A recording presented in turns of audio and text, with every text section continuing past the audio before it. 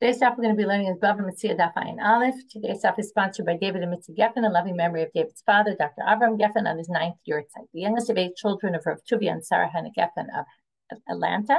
He was devoted to his wife, Ethel, parents, siblings, children, extended family, and synagogue community of Bethel and Rochelle in New York. He was a dedicated physician, served for years as a director of radiology at Beth Israel Medical Center in New York City. Today's stuff is sponsored by Goldie Gilad in loving memory of her mother, Rivka Leah Batzar, in her 5th yahrzeit, a woman of valor, a caring mother, fighter, and brave lone Holocaust survivor who jumped out of a second-floor window to save herself from being attacked by a Russian soldiers at the end of a war. Yehi Zichra Baruch. Okay, we are going to get started. Just a quick reminder, I'm teaching in Manhattan next week on Wednesday night at 7 p.m. in the Upper West Side. So if anyone's interested in coming, send us an email at Upper West Side, UWS, hadran@gmail.com. And that also is a good reminder that there won't be Zoom from Monday to Friday of next week. We will resume Zoom on Sunday morning after. So we'll have Zoom next Sunday and the Sunday after, and all the shiurim will be up as usual. They'll be up a little bit earlier than usual, early in the morning. Okay, let's get started. First of all, a must read is Shuli Mishkin's flashback article, which has a fabulous article on exactly our topic of lending money to Gentiles, the whole historical piece of how this became popular, the Jews became money lenders, and a really good historical overview of the topic. So strongly recommend you read. We're going to start now with a review of what we did yesterday. So yesterday we started with this idea of this pasuk at the end of the Shiur, pasuk in Mishna, which seems to go against people who lend with interest, to which Rav Nachman said that Huna told me that we're even talking about lending to Gentiles, and it's a bad thing to lend to Gentiles. To which we said, what do you do with the pasuk? We resolved that, which says basically lend money to Gentiles. Oh no, that means borrow money on interest from them. And then, even though it says it somewhere else, well, there's a mitzvah lo taseh and a mitzvah aseh. In other words, there's a positive commandment and a negative one, and that's one. And then we said, what about our Mishna? Our Mishna says you can loan money on interest to Gentiles. So what do we do with that? To which we ended with the first answer. Rav Huna said, Lo nitzracha ele b'chdei chayav. We allow you to do it for survival purposes, not to make money off of it, not to become wealthy off of it, but to basically survive. If that's what you need to survive, then you can lend your money on interest. We'll come back to this soon. I want to read a really interesting toshav. Okay, Ravina Amar, but I want to wait till we get to the end of the sugya, because then I want to show you what toshav does with our entire sugya, which is, it shows something kind of typical of Rabbeinu Tam, who's the Bala toshav the quoted in the toshav, and it's typical for Rabbeinu Tam in his time, and it's just really interesting. Ravina Amar, it could be that our Mishnah says you can lend on interest to Gentiles is only talking about Torah scholars. Now, it's interesting. Torah scholars usually have to keep a higher standard. In this case, we're going to be more lenient to Torah scholars. Why is that? Tamamai Gazer Rabbanit, why did the rabbis say you shouldn't do this? Even though it's kind of funny, the Torah said it. But, right, Torah said you could, but the rabbi said you shouldn't. You're right, it is a rabbinic zera, you could say. Shema Yomi Masav. We don't want you to learn from their actions. So we don't want you to be loaning them money with interest. We'll end up having more to do with them, and you'll become like them. But we're not worried about that when it comes to someone who's a Talmid Chacham. Whether that's true or not is a good question, but there's less concern for Talmid Chacham that they'll learn from the ways and go in the ways of the Gentiles. So that's a whole different exemption, right? One is to say you're exempt to do it if you need it for survival purposes. The other says, if you're a Talmid Chacham, you're allowed to do it, but nobody else. But here's a different way of looking at the whole thing. This whole thing that Rav Nachman quoted Rav Huna and said, Amar li Huna, that that pasuk is even relevant to loaning an interest to Gentiles. That's not what he said at all, according to the second version. Actually, he commented on a different thing, which was this braita that Rav Yosef brought.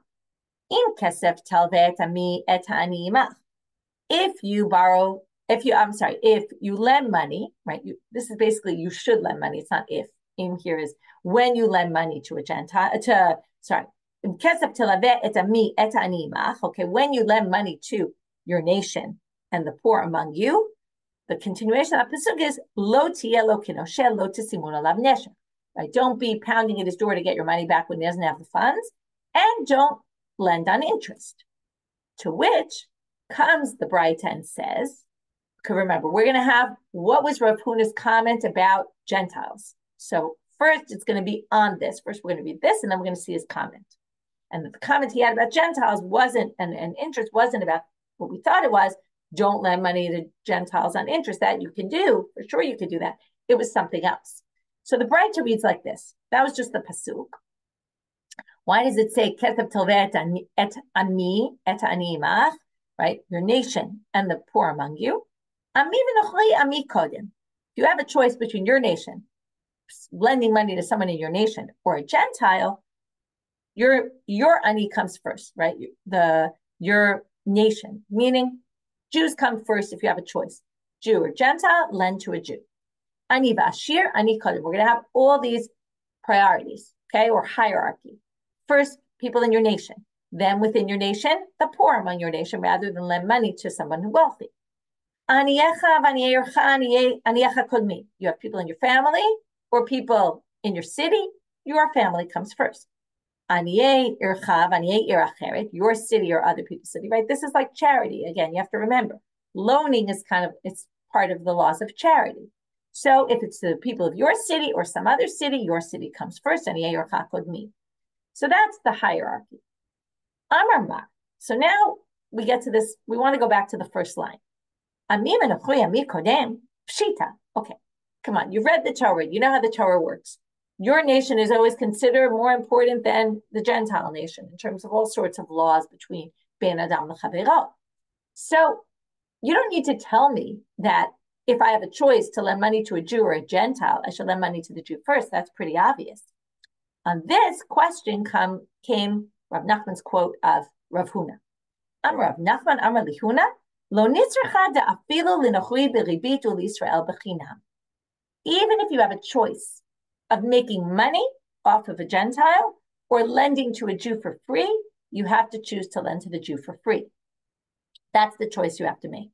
Okay, and then that is a bigger chiddush because you might think, well, to make money, maybe I'm allowed, and then not lend the Jew? And the answer is no. These poor Jews who need help, you have to lend them first before you lend to the Gentile with interest.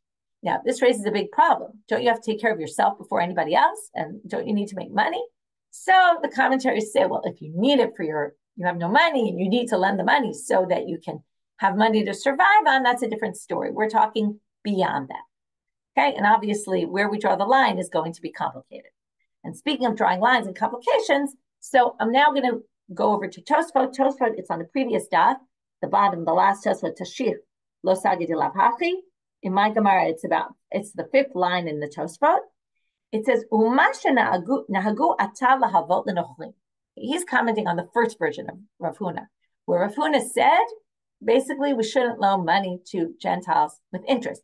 So Rabbeinu Tam, who's living in France in the 1200s, says, but this is what everybody does. So, or many Jews are doing this. So how do we permit this? Now, you should just know that Rabbeinu Tam in general spends a lot of his commentary justifying customs of the people and basically saying, okay, we see this is going on. It seems to not exactly fit in with the sugya. How do we deal with it? And Tosfot comes up with very creative interpretations sometimes, or maybe not creative, but what often Rabbeinu Tam, not often, but many times, Rabbeinu Tam comes with, this is what they're doing, uses the word nahagu, and then says, how can we explain this according to the text? So comes Rabbeinu Tam and he gives several reasons why this is okay, despite the fact that Rav Huna seems to say, you cannot do this, or it's a bad thing to do. First of all, it's only Rabbanit. Okay, clearly by Torah law, you can do it. The rabbis forbade it. So he says, when it comes to rabbinic law, we can be lenient. Okay, that's number one. But that's not enough, really. You can't just say, oh, we're lenient in rabbinic law. Well, no. So he explains like this. What does it mean to be lenient? It doesn't mean just say, oh, it's okay. It means to be lenient that when we have two different possible readings, we can choose the other one. Okay, so we have two readings of Rav Huna. Did he say you can't lend beribit? Or did he not say that? And was he just saying better to lend to a Jew without interest than to lend to a Gentile on interest? He didn't say you can't do it. So If we say the shal sofrim is only rabbinic, we follow the lenient approach. Well, then it makes perfect sense. Right to Rav Yosef. We then just hold by the other version, the second version. In which case, we would say, they never forbade it. We just don't follow that option. But then he continues to say, if that's not strong enough, he wants to even prove it more. I'll even explain it according to the Lishna Kama, according to the first reading. Why? I'm just skipping a few words. And he said something fascinating. This also Shuli, by the way, wrote up in her article. Lefisha yesh aleinu mas melech v'sarim ba'kol havi kedei chayenu. And I referenced this yesterday when I said kedei chayav is a very loose term. What do you mean to survive? Well, in those days, there were heavy taxes put on the Jews specifically. So in order to survive the heavy taxes, they needed to make a lot of money so they could manage the heavy taxes. And therefore, he said, it's already considered kedei chayav. Okay, by the way, you might not probably remember this, but I remember this because it's a fascinating sugya about boat travel on Shabbat. And on like in the middle of the week where boat travel from Wednesday is already a problem because you might end up on the boat on Shabbat. And Rabbeinu Tam permits, and he permits, one of the big things he has is that one of the big heterim, it says it's permitted for a mitzvah. And he says anything really is considered a mitzvah. Like work is considered a mitzvah. And he basically has this wide, broadens the interpretation of this phrase, what it means, dvar mitzvah, to many, many things. Okay, as opposed to unless it's just, pure enjoyment travel, maybe. But anything else, which was what most people were doing for business purposes, he allowed it as part of that heter. Same thing here. He takes this heter, b'chtei chayav, and he expands it. Because this already becomes b'chtei chayav. Okay, there's more to it. Anyway, it's just fascinating, and we're going to stop here for now because we have a big daf to do. So now we're going to move on. And again, I see you're writing in the chat. Yeah, definitely read Shuli's article because she has a whole thing about why the Jews ended up becoming money lenders and what's the history behind it. And it's a really great article. Okay, moving on to the next topic. Tanya, Amar Rabbi Yossi, he says, I want you to see how much loaning money on interest blinds people. It's kind of a funny line here. Adam koreh lechavero rasha. There's some other interpretations. So if you're reading in English and it doesn't match what I'm saying, it's fine. There's just different ways of reading this. I'm reading it one way. You might if somebody calls you a rasha, okay, imagine the scene. Somebody insults you and calls you an evil person. What are you going to do? You're going to punch him in the face, right? You're going to be super angry. How dare you call me a rasha? But, okay, again, there's different ways of reading this, but that's one way. Someone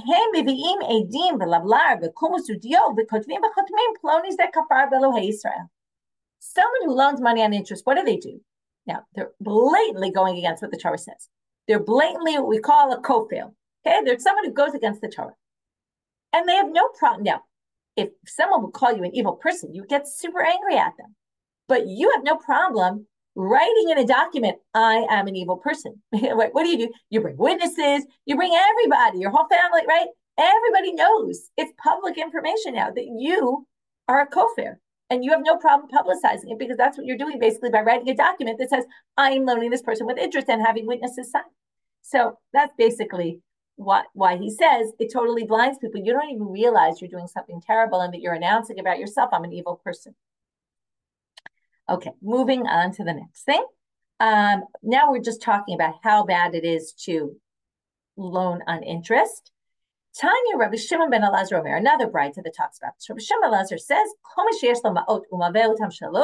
if you have money and you loan it without taking interest, Alav Katuv Omer, the following pasuk in Tehillim is for you. Kaspo lo natan b'neshech, you didn't give your money with taking interest. Shochad al nakilo lakach, you didn't take bribes for any reason. If you did those two things, Oseh elu lo yimot lo'olam, you will never be destroyed, which really is understood here to mean your money won't be wiped out. Okay, you'll keep your money, you'll live nicely. Halamadita, but what do you learn from here? Didn't I say we're talking about how bad it is to take Rebbi? If you do loan on interest, your money is destroyed. Okay, your property will be destroyed, which again is saying you think you're going to make money, but you're really going to lose your money. You're going to be punished by God. To which the Gemara asks the obvious question, and this comes up in a bunch of cases where they make these kind of statements. We see a lot of people, by the way, who don't loan on interest, and actually they lose their money. Okay, they're struggling. So, right, where's justice in this world? You're saying that's what's supposed to happen. This doesn't actually happen in reality. Amar Rabbi Elazar, halalu mitmotetim va'olin, v'halalu mitmotetim ve'einam olin. The inference from this pasuk is, if you loan on interest, you will lose your money, and you will lose it completely and never come back. But you will be able to, if all these people you see who don't have money, they'll eventually get money. Again, it's an answer that sort of tries to answer this. It's kind of like the tzaddik viralo question, why do bad things happen to good people? And we're going to continue that right now. Another pasuk they're quoting now from Habakkuk. Lama tabit, it's a question to God. How can you tabit bogdim tacharish kebala rashat tzaddik mimenu? How can you look in silence? This is the part of the pasuk we're going to focus on, while the rasha swallows someone who is more righteous than he.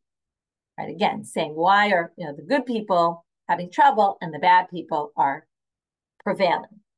Amar Rav Huna, tzaddik mimenu bolea, tzaddik gamor eino bolea. So again, this seems too black and white, but it's not black and white.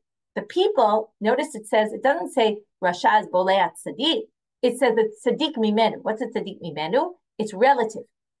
The Rishaim, the evil people, are devouring the people who are better than they are, but not the people who are perfect. Well, how many people are perfect, right? We know no one's perfect. But the point is there's a tzaddik and there's a tzaddik gamor. These are two different levels. Tzaddik gamor will not be, right? And this is, again, a question to tzaddik viralo. Well, the tzaddik viralo is not really the tzaddik, the complete tzaddik. A complete tzaddik, that won't happen to you. Now, of course, you can answer, well, someone looks like a complete tzaddik and bad things are happening to them. So this would say, well, maybe they're not a complete tzaddik. Again, none of these answer the question in a sufficient manner, but they are attempts at least to deal with a age-old problem of tzaddik viralo. Why do bad things happen to good people? Okay, moving on to the next topic, Tanya. Now we're on a totally different topic, although it's not totally different. We've been talking about how bad Rebbi is. Now we're moving on to psukim that are tough to understand. And Rebbi's going to say there's two things in these psukim I never really fully understood. So I'm going to read you the psukim first. We're in Vayikra Chapter 25, verse 35. If you have a case where your brother becomes poor, you have to help him. Ger v'toshav. It's unclear what this ger v'toshav is, but perhaps it means help also a ger v'toshav. Now we're going to see a ger is a ger tzedek. That means a convert, someone who converts to Judaism. Toshav is a ger toshav, which is someone who keeps the 7 mitzvot b'nei Noach, the Noahide laws, but isn't a Jew. V'chayimach, and they should live among you. Now, this is, by the way, also talking about an Eved Ivri. Okay, that's the next section. Ki amuch achicha imach v'nimkar lecha lo tavo bo avodat aved. And the assumption is, how are you going to strengthen this person who has no money? You'll bring them to work for you as an Eved Ivri. They'll work for you for 6 years, then they go free and all that. So now, next pasuk says, tikach mito neshach v'tarbit. Don't loan him money on interest. And you should fear God, and your brother will dwell among you because you've helped him, right? And you've loaned him without loaning him on interest. And these are the psukim about interest. And then it says, I'm God who took you out of Egypt. Then there's a pasuk here also about in Mem Zayin 47, which we'll reference after. This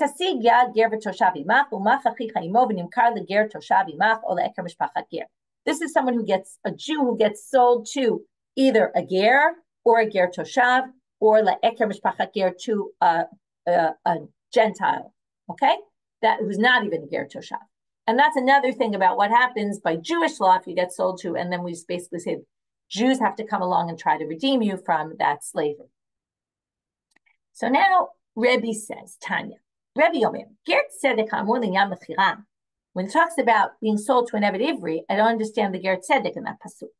And the ger toshav hamor linyam ribit, and the fact that there's mention of a ger toshav when it comes to ribit, I don't understand. Eini odam mahu. I don't understand what it's talking about. Now here he's going to start explaining what his problem is. We're going to start with the first one, which is not our topic at all. Okay, only the second one is our topic about what does a ger toshav have to do with not taking ribit. Remember, our Mishna says, I'll just remind you if you forgot. It says lovim mehem u'malvinotam biribit, Gentiles, v'chein beger toshav. Same with a ger toshav. And the simple reading of the pasuk is a ger toshav you can't take Rebbi from because he's mentioned in the first pasuk, and then the next pasuk talks about Rebbi. First, they're going to talk though about the ger tzedek hamor l'inyan mechira, that's selling. Ger tzedek hamor l'inyan mechira dichti. Okay, and this is pasuk lamed ted. Okay, I didn't read this one. This is v'chi amuch achicha imach v'nimkar lach lo tavo bo avodat aved. That I actually did read it about basically being sold into slavery and you have to treat them well. Dichti. Ki amuch achicha imach v'nimkar lach. It says to you. To which they say, lach v'lo lach ela leger, not just to you. Okay, it sounds like it is sold to a Jew. But now they say it's not just someone who sold to a Jew. That lach includes ger also. It could be sold to a ger. How do we know this? Shene'emar leger. Okay, that's the pasuk mem zayin that I just read. Okay, 47, which is ki tasi ger v'toshav imachu mach achicha imo. Okay, you have a ger or a toshav who's living among you, and your brother gets sold to him. So we see that there's Eved Ivri also, or somewhat Eved Ivri, we're going to have to see, but by a ger. V'lo leger tzedek ela leger toshav, shneimar leger toshav. In other words, it's not only, we have all these laws of Jewish people being sold to slaves, both to a convert, to a person keeping the Noahide laws, the ger toshav, mishpacha ger v'zan ochli, that's the Gentile. Kishu omer ola eker, why does it say ola eker mishpacha ger? Mishpacha ger is already the Gentile. So what's eker? This is someone who's sold to be part of idol worship. Okay, you're sold like to work in the idol temple or something. Amar Mar. So now let's go back and understand this, and then Rebbi's going to say this is what I don't understand. Below lacha ela leger, shenemar leger. Lememar de ger kane eved ivri. Can a ger acquire an eved ivri? Now you might have thought, why can't a ger acquire an eved ivri? Well, we're going to learn that a ger cannot acquire an eved ivri. So you convert to Judaism, you are not capable of having an eved ivri. Well, we're going to see what does that mean exactly, because we just said you could. Urimini, that contradicts. Ein hager nikne be'eved ivri. So again, this Brighton we just quoted seems to say you could be sold as an eved ivri to a convert. The next source says that we quoted, ger is not nikne be'eved ivri, and not only that, eini shav ger konim eved ivri.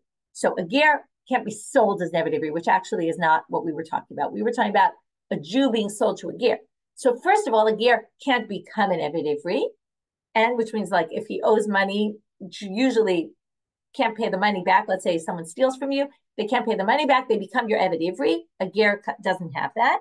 And any shav ger konim eved ivri. A woman and a convert are not allowed to acquire an eved ivri. Okay, why a woman? We're going to see. We're going to get very off topic here, but that's our main question right now. Just to keep you on topic, even though we're going to get off topic, is the way we understood these psukim is that a Jew could be sold to a ger as an eved ivri, and the problem is, it says elsewhere that a Jew cannot be sold to a ger for an eved ivri. It says some other halachot as well, but that's the main halakha we're looking for here.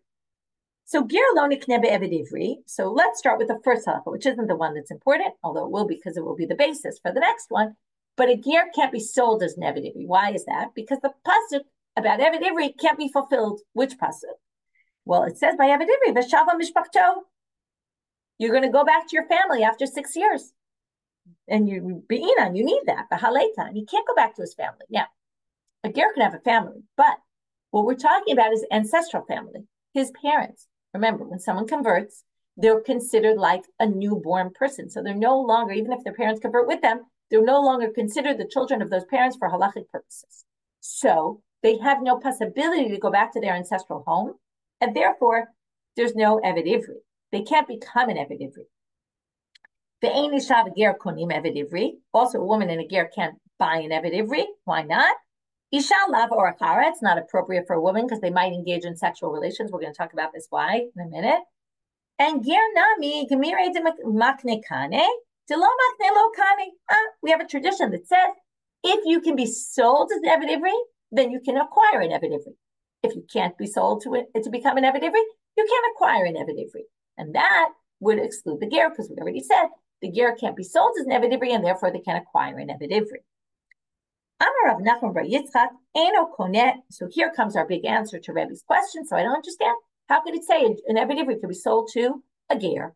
And the answer is eno koneh v'dino ki Yisrael, aval koneh v'dino ki nochri. And actually, it makes perfect sense with the psukim because the pasuk that mentioned the ger acquiring the eved ivri was saying an eved ivri could be acquired by a ger, by a ger toshav, by a Gentile, even to be worshiping Avodah Zarah, which means the laws of becoming a slave to an Eved Ivri, being sold to a ger, could be the case, but you'll be judged. It'll be under the category, under the rubric of someone who is sold to a Gentile also, okay? Because again, it's not that we treated convert at all like a Gentile, it's that since the convert can't become an Eved Ivri, so they can't own an Eved Ivri in the way that a Jew owns an Eved Ivri. And then it will be in a different category. What's the relevance? The main relevance is the following. Titania, as it says in a Braita, Hanirtza, if you get your ear pierced, you end up staying along for, you stay till the Jubilee year. Vehanim karlin ochli, eino oved lo taben velo tabat. If you're sold to a Gentile, which would then be also sold to a convert, as an Eved Ivri, and your master dies, you don't get passed on to their children. You go free. That's the difference. Whereas if you were sold to a Jew and the Jew died, you would be passed on to their children if it's within the 6 years. Okay, and therefore you'd be passed on to finish up your 6 years. But that's the difference between being sold as a Jew and being sold to a ger, a convert. Okay, so we resolved problem number 1, but we're still in this topic because there's still a few things we didn't really understand, like the woman, for example. So we're going to go to some other things now. Amar Ein isha v'ger konim Eved Ivri. So now we're going back to this line about a woman and a ger can't buy an Eved Ivri. So the first thing they're going to ask is, Nema deloka Rabbi Shimon Gamliel. Are we going to say this doesn't hold by Rabbi Shimon Gamliel? Detanya, because we're going to see isha konat hashpachot ve'ena konat avadim. According to the Tanna Kama, a woman can buy female slaves because we're not worried about them engaging in sexual relations, but she can't buy male slaves. Shimon Gamliel omer av konat avadim. Shimon Gamliel says a woman can buy slaves, male slaves. So are we going to say that what we have goes against Rabbi Shimon Gamliel? Which they say no, not necessarily. We're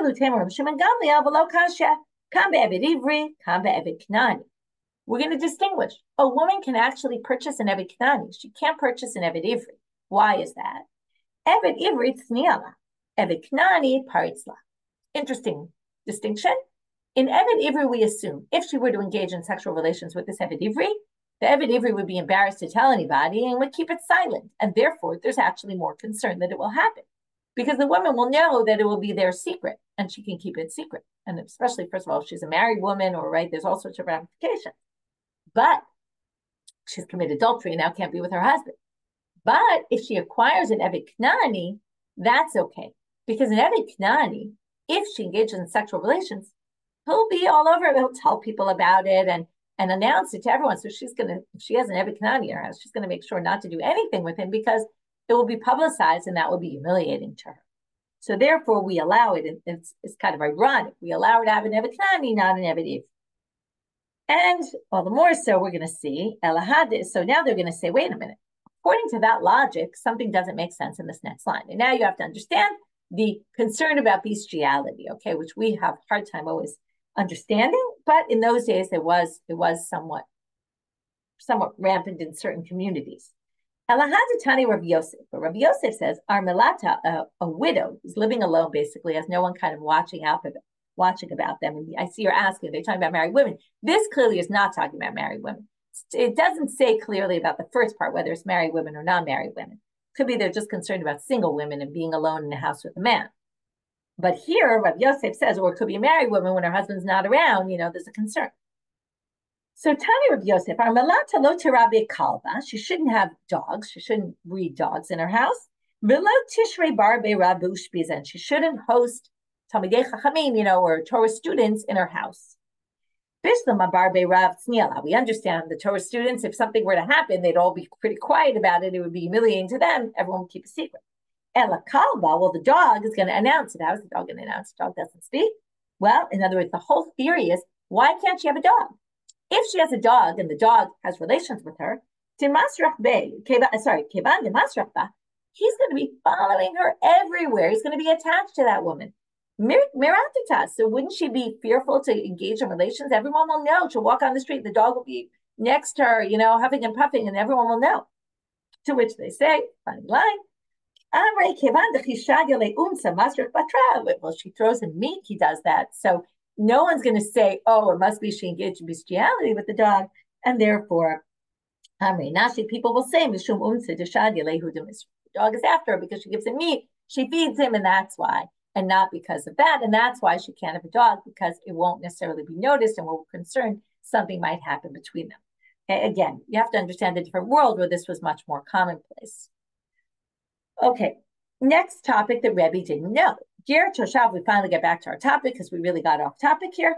Ger toshav amor linyam ribi. Mai, dichti, b'chiamuch achicha umataya doimah, bechzak tabo v'ger toshav v'chaimach, al tikach mito neshta v'tarvif, eret maloecha v'chayach v'chaimach. So again, it's a little unclear what the ger and toshav are doing in the pasuk, but the way they understand it is, if a Jew is sold to you as a slave, or a ger or a toshav, or he needs help, help them out if they're poor. And right, it doesn't actually say slave in that pasuk. They just assume it's talking about being sold as a slave, but help them out. And really the focus is not even, let's just forget about the slave thing. What we're really talking about is someone needs help them, loan them money, forget the Eved Ivri. It's not really talking about Eved Ivri, that's the next section. And basically don't lend them on interest. So now they say, what do you mean? Urimini contradicts our Mishnah. Also a ger toshav, and it says they're toshav in the pasuk. Amarav. So that's what Rebbi didn't understand. Amarav Nachum Yitzchak. Miktiv al tikach mi'itam. It doesn't say don't take from them, which would be referring to all the people in the previous pasuk. Mi'ito ktiv. The pasuk says don't take from him. Who is him referring to? Mi Yisrael. It's only referring to the Israel, and then you'd have to say the following. The first pasuk is talking about help them out, help them in any way you can. Okay, but the second pasuk, when it says, but don't loan them on interest, is only talking about the Jew. That's help a ger toshav who's struggling, but you can loan him on interest if you want. Tanu Rabbanit. Al tikaf mito neshek v'tarbi. Now, because we've entered that pasuk, we're now going to darshan something else about that pasuk. Avalatana aselo arev. You can't, okay, it says, don't take neshek v'tarbi, but you can be a guarantor on a loan with interest. You might say, what are you talking about? We said you can't. And that's exactly what the Gemara is going to say. Turning out I'm a bet. Arev leman. And arev for what? Ilema arev l'Yisrael. If you can be a guarantor for a loan from a Jew to a Jew, Ba'atana. We already learned in the Mishna. Elu ovrim below taseh. Actually, I don't think we read this yet. It's on Ayin Ham with bet, but we did reference it. These are the people who have a lo taseh. Hamalve. We quoted it in the Gemara. Hamalve, halove, ha'arev, ha'idin. Guarantor on a loan with Rebbi is forbidden. How could you say you could do this? Ela lenochri. What we mean is to guarantee a loan for a Jew, for a Gentile, like the Gentile loans the Jew money, and you become with interest, and you become a guarantor on the loan. So now they're going to say, how could you possibly do that? Because of the facts on, and now we're going to learn something about the way the Gentiles did their loans. Jews do a loan, and you can't collect directly from the guarantor. You have to go to the borrower. Only if they don't have money do you go to the guarantor. So they say Elanochri, okay, but now they question. But in the Gentile law, they would go directly to the Arev, which basically meant that if a Gentile lends me money and you become the guarantor on that loan, the loan really becomes between you and the Gentile, because the Gentile is going to collect from you. And it's as if you passed me the money, and I'm going to pass you the money back, because what's going to happen? The Gentile is going to come after you for the money, take the money from you, and then you're going to have to collect it from me. And then you're going to basically, it's as if you gave me the money in the first place, because you're really a middle person that's handling the money of the Gentile. It's like you gave me a loan, because once you pay the Gentile's out of this picture. And then you're going to collect money from me with the rebate that you owe the Gentile.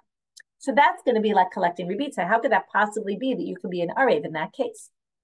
To which I'm a Rav Sheshet, Chikibela love the Dum B'dinei Yisrael. It must be, you can be an Arev on a loan to Gentile and a Jew. If the Gentile loaned the money, under the stipulation that he was doing it like the Jews do it, collecting from the borrower and not directly from the guarantor. But wait a minute. What's the chiddush here? If we're talking about a case where there was rebate, where there was interest, but if the Gentile said, I'm going to do it like the Jewish law, well, then there's no rebate. So there must be, the Gentile said, I'm lending you rebate. I'm just not going to collect it from the guarantor. And that way I'm going to follow the Jewish law, the Jewish courts, but I'm not going to follow the Jewish courts when it comes to the interest. Of course, I'm going to charge interest. And that's a case where you could be a guarantor. Now we have to go back to the Mishnah. There was this last line of the Mishnah I didn't really explain because it's quite complicated to explain. As you're going to see, the Gemara is going to struggle. Or not struggle, they're going to explain it, but it's a little bit complicated. If I have your money that I borrowed from you, okay, we'll take some examples. We'll use some names. We'll go back to the Ruth and Naomi, and we'll take Chris. Okay, Chris is our non-Jew, gives a loan to Ruth.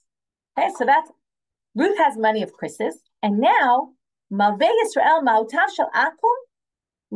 can loan that money to Naomi on interest.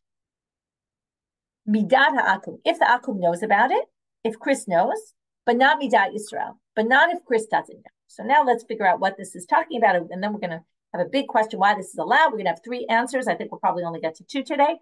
The last one's at the very bottom of the daf, so not too bad. Let's try to get through it. So Tana Lebanon, here's our Braita. So a Jew can loan, okay, we just said this, so I won't read it inside, because now we're going to explain. Ketzad.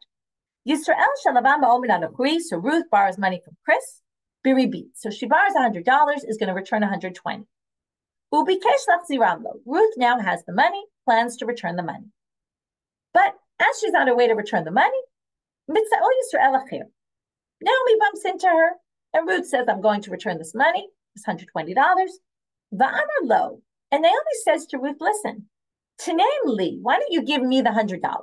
Not the 120. Give me the 100 that you borrowed from Chris. Kind of pass the loan over to me. I'll take the $100 right now. Okay, presumably the loan wasn't up, and it's not like Ruth had to pay that day. Naomi asked Ruth, can I get that $100?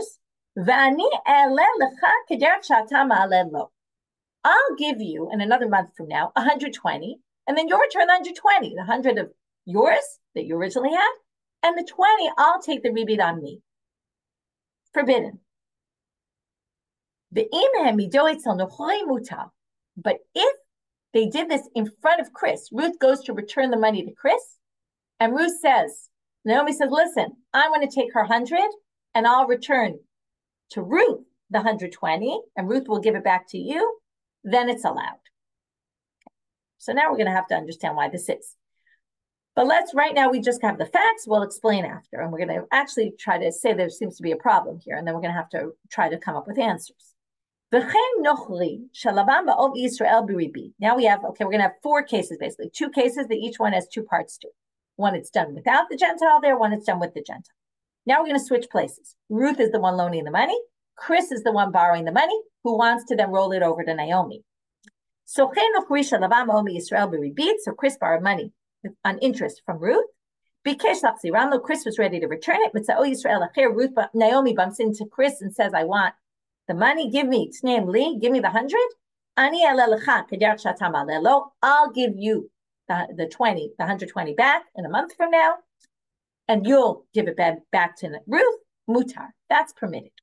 But if she did this all in front of Ruth, it would be a problem.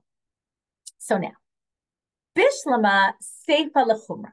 We understand now, this is all based, the whole sukkah is now going to be based on this concept that there is no shlichut for a Gentile. A Gentile can't make a shaliach, someone can't make the Gentile their shaliach, and then we're going to say the following. By Torah law, there's no shlichut. But the Seifa is going to go lechumra and say, maybe we will say lechumra to be strict, we'll say maybe that there is shlichut. Okay, what's the shaliach here? Well, in the second case, okay, when they go in front of Ruth, and basically Naomi says, I'm going to take Chris's loan and I'll give him the interest, which theoretically should be okay. It's between Naomi and Chris.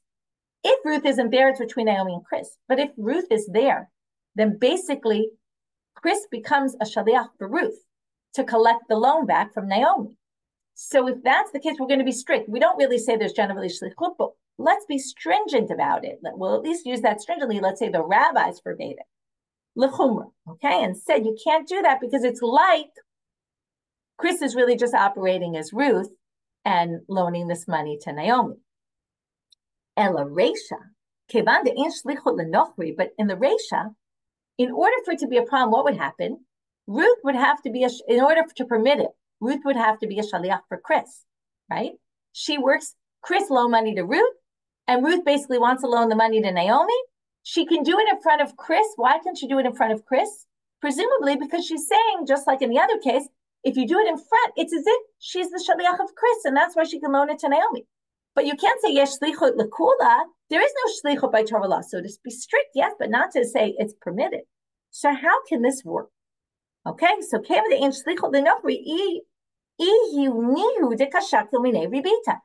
it becomes that Ruth is collecting 120 from Naomi and then passing it back to Chris, what's the difference if she does it in front of Chris, not in front of Chris? She's not acting as his agent because there is no agency by Gentiles. So how could it possibly be permitted? So first answer is, Amar Funa Bar Manoch Mishmei Rav Acha Rav Ika Hacha b'Mayaskinan Kigon de Amarle Hanichamo Gabei Akarka V'Patir. It must be that when it was done in front of Chris, Ruth put it on the floor and said, I'm done with this loan. I'm giving you 100 back. You want to pass it over to Naomi? Go for it. Okay? And then Ruth kind of removes herself because she already pays back the money. And then it's between Chris and Naomi, even though technically Naomi's going to give it back to Ruth and Ruth will give it to Chris, but she's just passing Chris's money back to him. So, in other words, Chris says, I'm okay, Ruth, to take your 100 without the rebate because I know Naomi will give me the rebate, but it's basically closing the loan between him and Naomi and then between him and Ruth, and then that would be okay. To which the Gemara says, okay, well, that's obvious. He closed the loan with Ruth. Of course, Ruth is out of the picture. So, of course, that's okay. So we change it a little. Chris took the money from Ruth's hands. It's not that Ruth put it down and was done with it. He took the money directly from Ruth and gave it to Naomi. Now you might think that's even better, which is what the Gemara is going to say. What do you mean? Akate malamemra. Of course, then if he took the money directly from Ruth, of course it was as if I'm done with you. No. Ma'u detema nochri gufei ki avid adata d'Yisrael kagamar v'yayiv kamash malan. You might say that since the Nochri did it, what he's saying is, if I take the money directly, if Chris takes the money directly from Ruth and passes it to Naomi, what he's saying is, I'm doing this on behalf of you, Ruth. Here, it's your money going to Naomi, and Naomi will return the rebate to you, and then you might think it's more between Naomi and Ruth, and that's why it comes to teach you, no, it's not. As long as he moves the money from Ruth to Naomi, that's fine, because he's basically saying, I've accepted the money from you, Ruth. It's still teaching us something, right? But it's going to be permitted. And that would be the case. So that's one answer to say, really, there's no shlichut lenochri. We'll say it to be machmir. And the reason it works in the Reisha is because Chris directly takes it from Ruth to Naomi and is basically saying, Ruth, I'm done with you. You've paid back your money. But Rav Ashi says, wait a minute. Here's a different answer. We assume there's no shlichut for a nokri. Where do we get that from? Well, maybe that's only unique halakha for truma, and we learned, if you remember, all the laws of shlichut come from truma because it says in the pasuk, "Came tarimu gam atem truma." You also you. What does it mean? Also you. They darshan. Okay, we're going to see in a minute. Ma atem b'nei brit, af shluchachem b'nei brit. Gam atem means you also, meaning your shaliach has to be like you. Just like you take truma and you're a ben brit, you're Jewish. Anyone who's going to take truma for you has to be a ben brit, has to be Jewish. So a Gentile can't take truma on my behalf. So now Rav Ashi says, maybe that's only for a Jew, and therefore for a truma, not for anything else. If it's not for anything else, then what do we have here? Then we have a resolution. We basically say there's shlichut, and it works as long as you do it in front of the Gentile and in front of as long as you do both these scenarios, right, in front of the person who loaned you the money, if you go all the way back to them, then basically the middle person becomes the shaliach of the other person. So in the Reisha, Ruth becomes a shaliach for Chris, and that's why the whole thing becomes permitted. In the Seifa, Chris becomes a shaliach for Ruth, who's loaning the money to Naomi on interest, and that's why it's forbidden. And then that works perfectly. But what's the problem? The Gemara says, Hadran Rav Ashi bedutahu or berutahu. Beruta means it's outside, meaning it's not accepted. Beduta means it's a joke. It's just not true. Why? Because Mishna truma delo dichtivatem gamatem, and this is the reason why truma is no good. Because ma'atem b'nei brit av shluchachem b'nei brit. Well, if you're going to say that, shlichut dekol Torah kula nami mitruma gabrinala. As I said, we learn all the laws of shlichut. We learned that already. We learned all about shlichut and kiddushin. It's all learned from there. So Ela Rav Ashi berutahu or bedutu. So he's clearly wrong.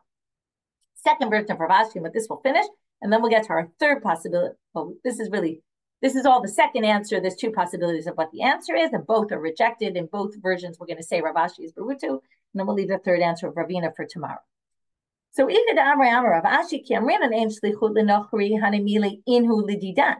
maybe we could say like this. When we say there's no shlichut for a nachri, that's them for us. They can't be a shaliach for us. So that's case number two. That's why case number two doesn't work. We want to have Chris operate as Ruth's shaliach, right? And Chris can't be a shaliach for Ruth, and that's why it's forbidden. It's basically going to be between Ruth and Naomi because Chris can't operate as a shaliach. That's what we said by truma. You can't take my truma. That pasuk is obviously not talking about the shaliach, the nochri making a Jewish shaliach to do their truma. There is no truma for a Gentile. But aval ana lididu having lu shaliach. But we could be a shaliach for them, and that was case number one. Where Ruth was basically saying, I'm going to take your money, Chris, and I'm going to lend it to Naomi on interest as if I'm you. Maybe that would work. And that's why that case works and that case doesn't. The Hadran Rav Ashi Barutu, but that's not true because Mishna inu lididandilo dechtivatem gamatem lirabot shluchachem matem b'nei brit av shluchachem b'nei brit. Well, the whole thing was there from that drasha, right? Gamatem, they have to be like you, just like your shaliach, or just like you are, your shaliach has to be. But ana liditu nami. But that same drasha could say also in the reverse direction because ma'atem b'nei brit. Who's the b'nei brit here? The person who's appointing a shaliach. Allah, right? And therefore, also the one appointing a shaliach, they also, and we can't, it goes in both directions. It's relating both to making them a shaliach for us and also making us a shaliach for them. And making it as if they would be the ones appointing shlichut. So neither which way works. Even they can't appoint shlichim either, because that pasuk really references both sides.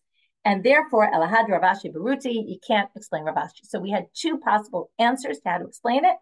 And the first one we accepted, where it would have to be, they did it, he actually moved it from her hand to, right, which means Chris removed himself from the whole story, and that's why the beginning part is permitted. And the second part is forbidden, because we do say there's shlichut l'chumra. Or the second answer of Rav Ashi, which both versions weren't accepted, right, that either it's only for truma, not for anything else, that's not true, or it's only the Jew can't appoint a shaliach that's a Gentile, but the Gentile can appoint a shaliach that's a Jew. But that's also not true. So we reject that, and we're going to be left, we'll get to our third explanation tomorrow. So what we did today, that was the end, so I'm not going to review that now. And in the beginning part, we talked about Gentiles, can you loan Gentiles on interest? We talked about how bad it is, how it blinds you to lend on interest in general, and how it causes you to lose your money, right? That kind of fear tactic of the rabbis of trying to scare people into, don't do this because, or you think it's going to help you financially, it's not, because God will punish you, right? And even though and then they relate to the fact that, well, it's not always true. This doesn't always come true, this kind of thing. And they try to answer it, but they're obviously grappling with, well, it's hard to take this literally. And then we got to these two problems that Rebbi had about the ger. It said that when it came to being selling to an Eved, selling an Eved Ivri to a ger, how could that be? To which we had to explain that. And then the issue of how could it be you can't loan interest to a ger toshav, which sounds like the simple reading of that pasuk, to which we said is not actually true. You can lend on interest to a ger toshav, and that pasuk was referring to help a ger toshav is poor, but you can also lend them on interest. With that, we finish for today. Wishing everyone a good day, and we will meet up tomorrow. Chodesh Tov to everybody.